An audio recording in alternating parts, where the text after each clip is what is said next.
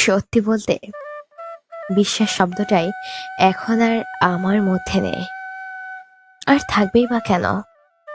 যাকেই বিশ্বাস করেছি দিন শেষে সেই প্রমাণ করে দিয়ে গেছে আমি প্রয়োজনের প্রিয়জন মাত্র।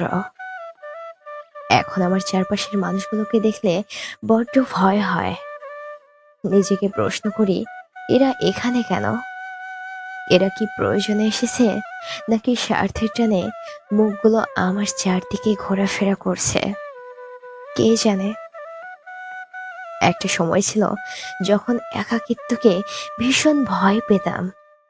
মনে হতো এছাড়া ও ছাড়া আমি বোঝাই অসহায়। আর এখন একাকিত্ব বোধ করি না, কারণ এখন বুঝতে শিখেছি এই পৃথিবীতে স্বার্থের ঊর্ধ্বে কোনো কিছুই নেই।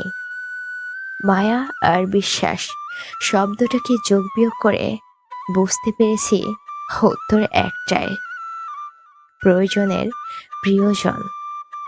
তাই একাকিত্বকে বরণ করে নিয়েছি, যেখানে স্বার্থপর মায়া বিশ্বাসের কোনো স্থান নেই।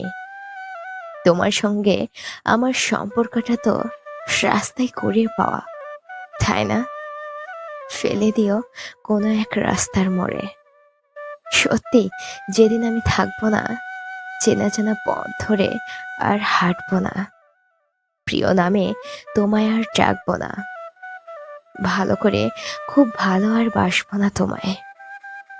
আমি নেই এমন একটা শহর পেলে তুমি পুষে রেখো তোমার অলিন্দ নিলয়ে।